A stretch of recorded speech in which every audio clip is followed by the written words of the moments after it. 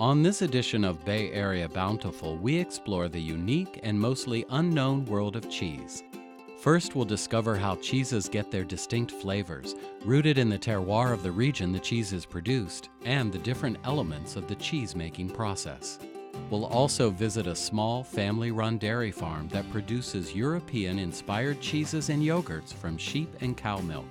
And then we'll learn about the art and science of cheesemaking from some of the region's talented instructors who are training the cheesemakers of tomorrow.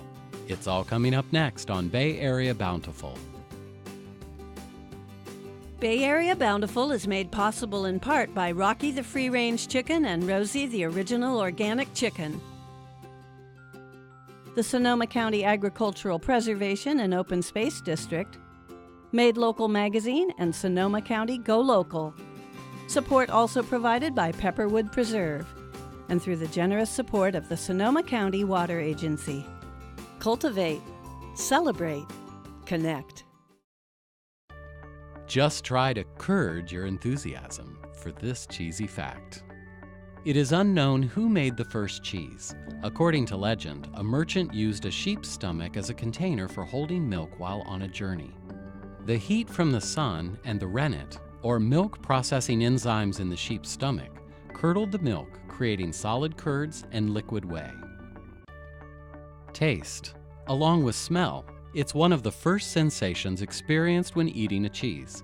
In this story, cheese enthusiast Michael O'Brien helps us discover how different cheeses get their unique flavors, from the soil and climate of the region, which affects the quality of the milk, to the methods by which the cheeses are processed and aged. Flavor is achieved through many avenues.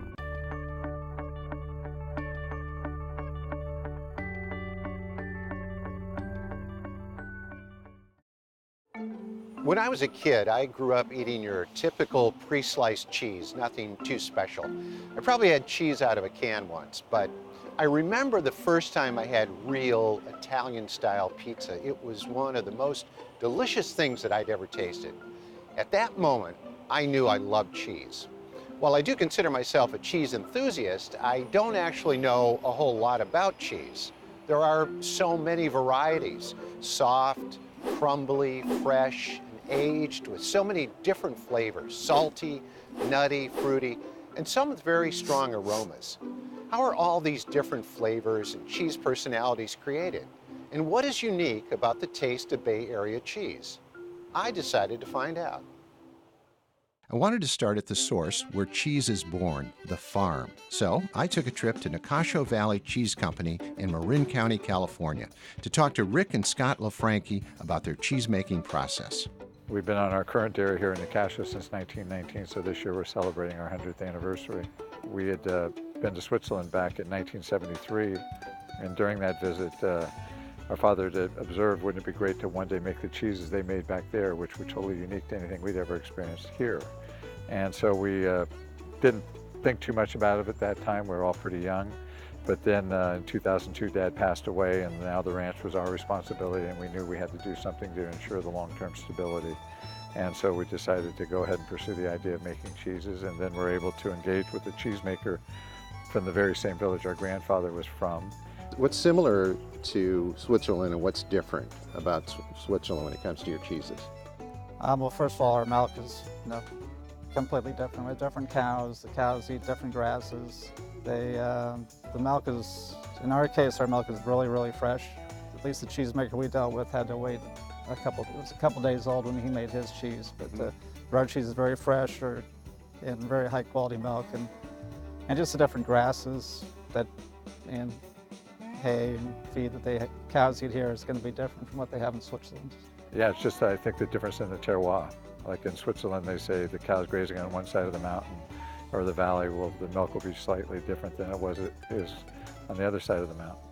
It's amazing how the terroir of an environment, the soil, climate, and even topography can have such an effect on the quality of the milk and impart flavor to the cheese. The cows here are free to graze more than 1,000 acres of organic, compost-enriched pasture land. During the springtime when the cows are in grass, I think there's a little bit sweeter flavor to the milk, which translates to the cheese. What are some of the other elements here that you think makes your your cheeses distinct and unique? Well, I know that we get a lot of fog here during the foggy season. It really kind of affects especially the wash rind cheeses. Forms a better, a nicer rind on the cheese with the salty air. Yeah, other than that, it's mainly the kind of the cheese making process that makes the difference. I mean, we're very, very gentle with our cheese. I think I told you one of our cheeses, or 3 of our cheeses, we actually hand ladle the curd. I got to watch some of the Nacasho Valley cheese being made right before my eyes.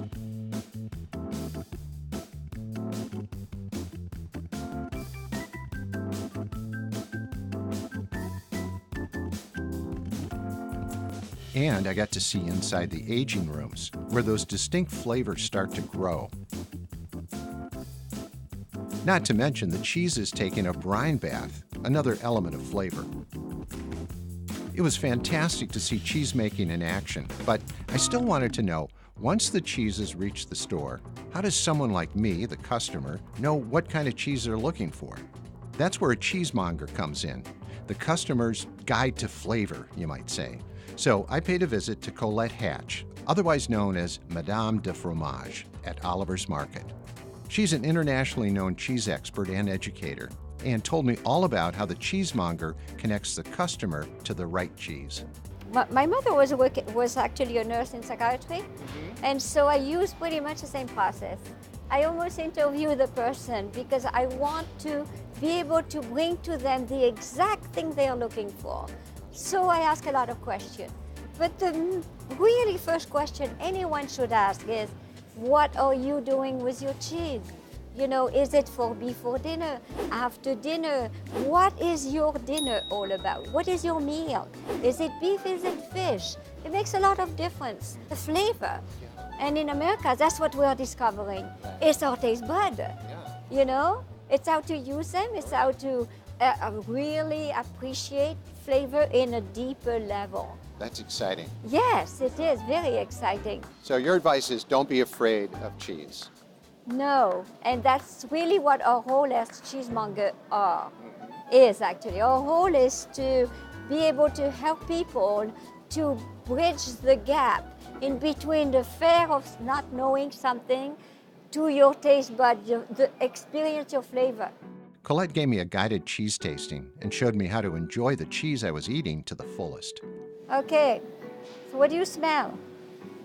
Well, I smell the Alps. It doesn't smell stinky. It is not... It smells like a balanced cheese already. Yeah, a balanced cheese. Yes, so Let's taste it. Yeah.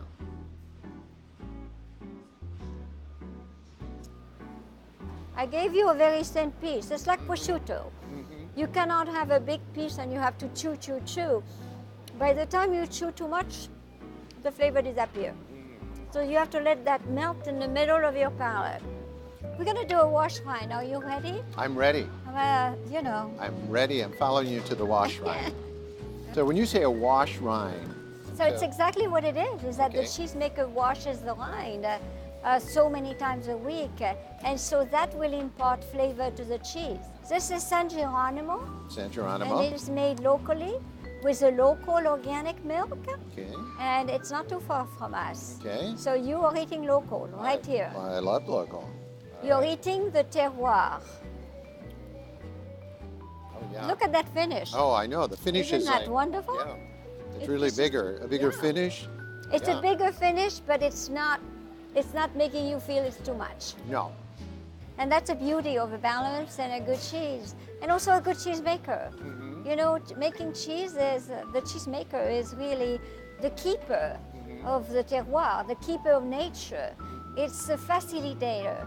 This is the person, the human being that has been called to work with nature in order for nature to be more able to express of what this is all about. Yeah.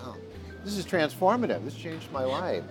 Thank you. Thank you so much. And well, thank you, and I'll be back. Achieving the flavor of a cheese is a journey, a precise process, carefully monitored by the cheesemaker to bring out the taste of the region. Next time I'm picking a cheese for my table, I'll not only think about what I want to taste, but where I want to taste. Here's to flavor. Say cheese.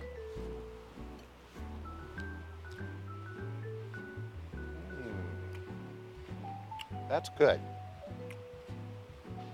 I think this came from the third cow on the left, back row.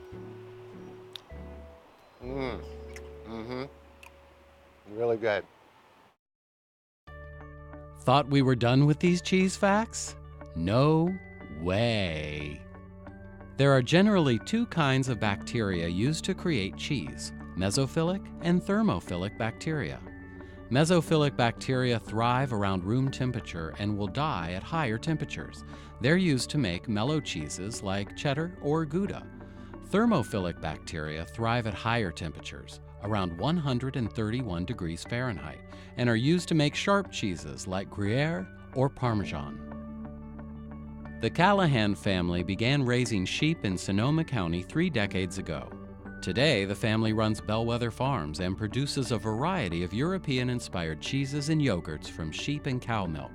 The creamery recently won its 6th Good Foods Award, an honor given to tasty, authentic, and responsible food.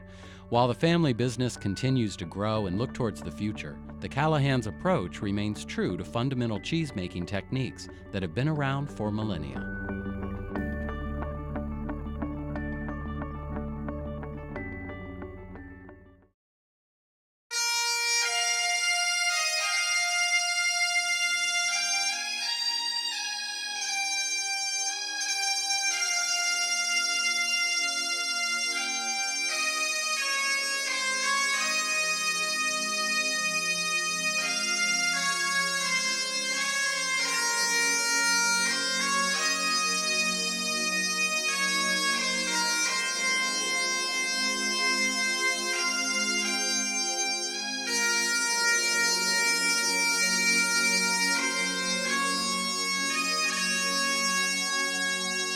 I wish everybody had more chance to be really exposed to animals.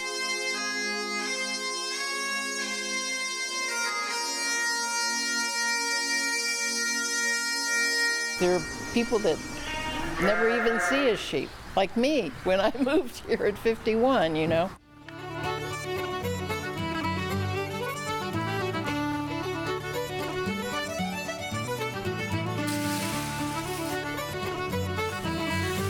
It's morning feeding time at Bellwether Farms, a family-owned and operated artisan creamery located in Sonoma County, California.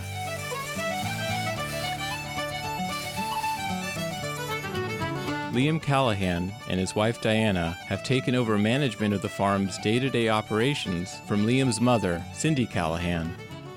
Before founding the farm, Cindy had a career as a nurse and lawyer in the city.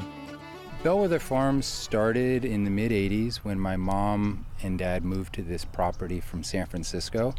They had no farming experience and they needed something to eat all the grass that was growing. We'd never seen grass like that before. So my mom went and bought sheep at the auction yard and turned them out, figuring they'll take care of it and we'll get some lamb for the family and friends. It wasn't until '89 that a friend of the family recommended we investigate milking the sheep. Waleed's parents still lived in Syria, and he said, you know, sheep make just wonderful yogurt and cheese, and we had never really even thought about milking sheep. At the time, only 2 other sheep dairies existed in the United States, both of which were on the East Coast. We went ahead and started making cheese, although we didn't know how to make cheese at that point. It was pretty awful. So Cindy and her husband packed up a video camcorder and an Italian-English dictionary and headed to Europe to learn cheesemaking from Italian masters. After graduating from UC Berkeley, their son Liam dedicated himself to the art and science of cheesemaking. The first shepherds back thousands of years ago wanted to conserve their milk that was available for a very narrow period of the year for a longer period of the year. And they discovered that by sort of a controlled spoilage of that milk, they could keep it for longer. Well, those same techniques are what modern cheesemakers are still using.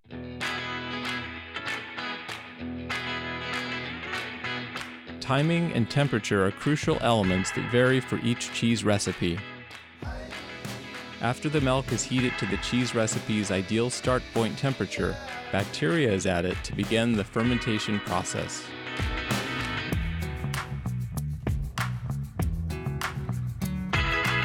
Later, an enzyme called rennet is mixed in to transform the milky liquid into a gelatin-like solid.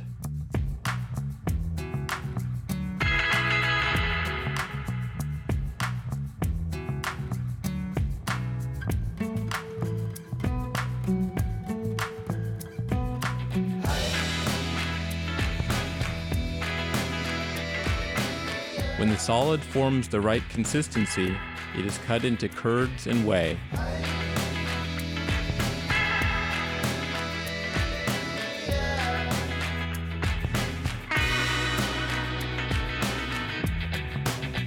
Blades and cutting techniques are tailored for each cheese recipe.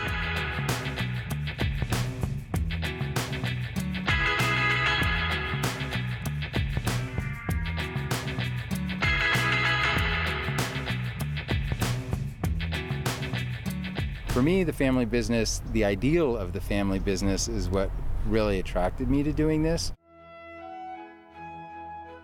It's great. We can all work really well together, and hopefully our boys might see that charm as well. Liam and I have been married for 22 years now, so we can finish each other's sentences. He loves making cheese. It's his passion. You can't control him, so we have to actually keep him a little bit more contained. We don't have enough space for all the things that he wants to make, so. Like, okay, we need a couple more 1,000 feet for that.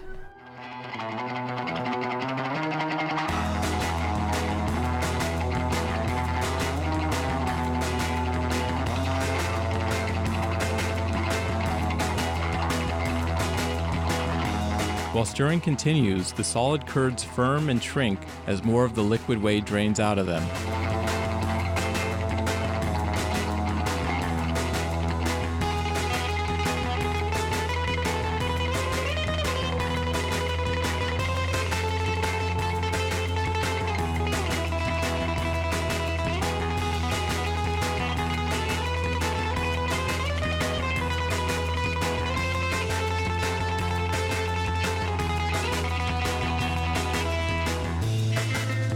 When the curds reach the preferred size and firmness, they are put into forms, where liquid is further drained.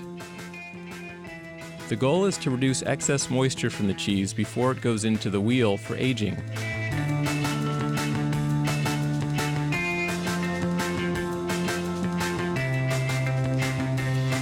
If moisture is trapped in the cheese, it produces off flavors and also affects the texture.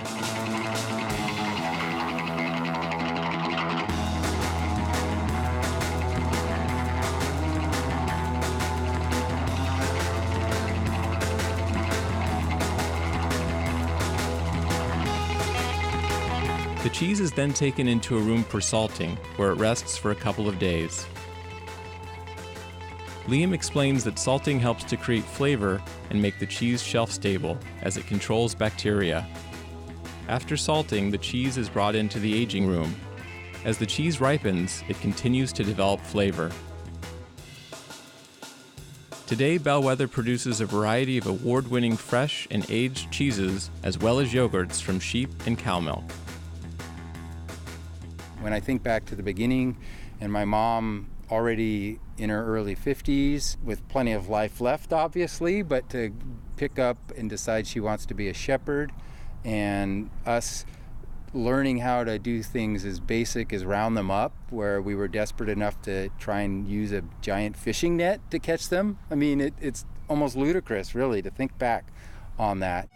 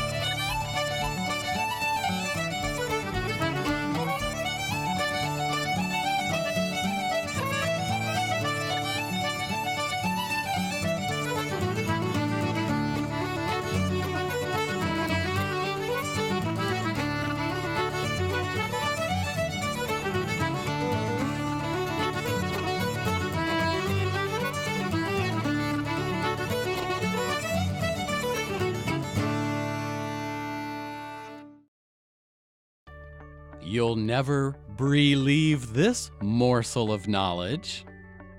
One of the most expensive cheeses in the world comes from a moose farm in Sweden. It sells for about $391 per pound. The Cheese School of San Francisco is in the city's historic Ghirardelli Square. Located in the heart of the Bay Area cheese scene, the school is the only independent institution of its kind in the United States. Instructors teach amateurs the basics of cheesemaking and provide tips for professionals. To the north, in Sonoma County, the Culinary Arts program at the Santa Rosa Junior College teaches students about cheese variety, culinary uses, and the geography of cheese.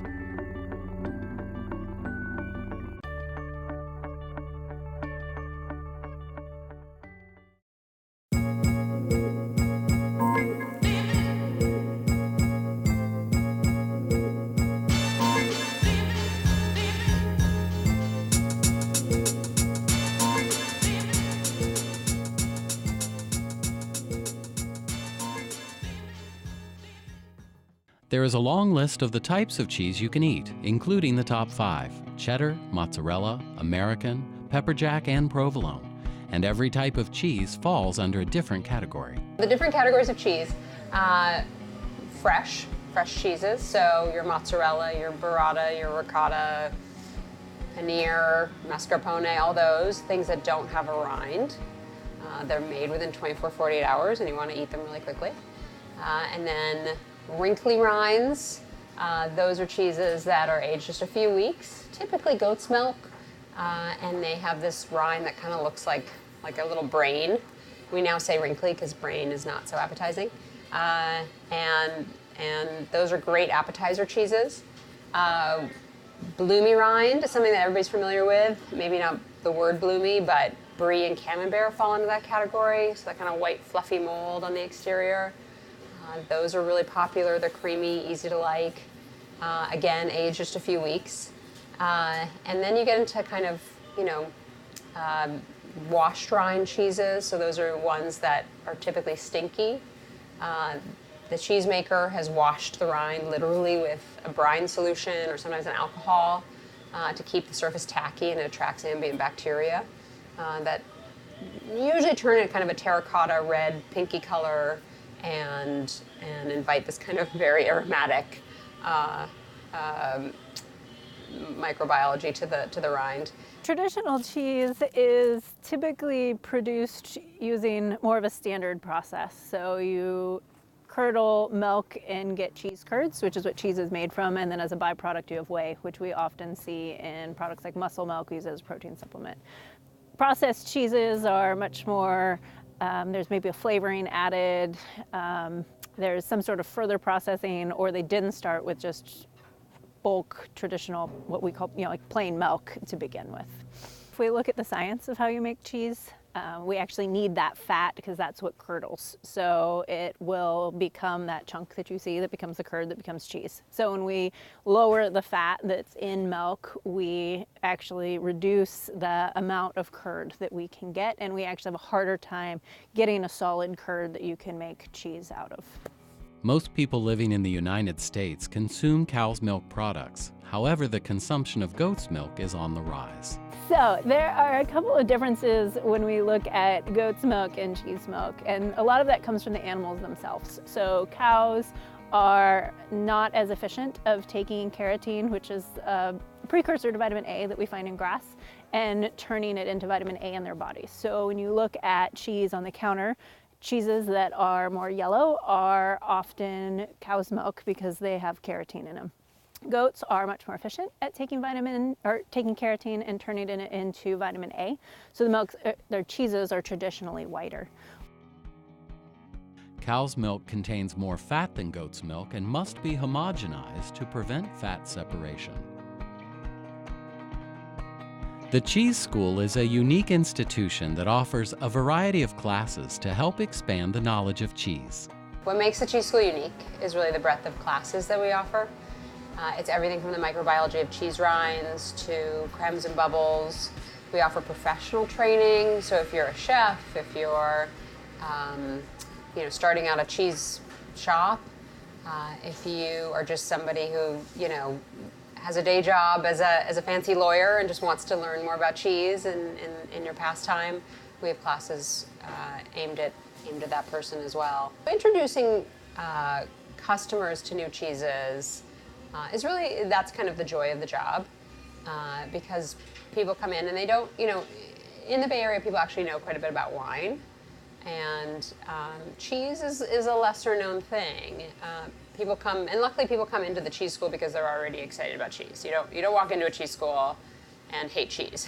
So it's really on us to find, the key is really finding the right cheese for the person. There's a cheese out there for everyone, and our job as cheesemongers is to get the right cheese into that person's mouth as fast as possible so that they have a great experience. We're actually here in Point Reyes is where some of the dairy industry started here in the United States. So dairy in Point Reyes was started in order to provide dairy products during the gold rush, and those dairies are largely still there today. So we are in a very historical area for dairy, particularly in this state. So a lot of these dairies have been here for over 100 years. These cheesemakers have the ability to open up their farms and show people, that dairy isn't scary, that we're just family farms, we produce healthy products, and they can really put their name on a product that traditionally they were not recognized for the work that they were doing. As artisan cheeses become more popular, smaller farms are becoming better known, and educational institutions are helping us all learn that it's time to study up on the business of cheese. Cheese making is older than recorded history. For generations, people of all nations and cultures have perfected the cheeses that are best made in their particular environments. Whether sheep, goat, or cow milk, an arid dry landscape, or a temperate climate, the cheeses of the world offer us flavor and enjoyment, but also a lesson in culture and culinary diversity. The Bay Area's tradition of dairy farming has matured into a world-class cheese-producing region. This heritage helps to make the Bay Area bountiful.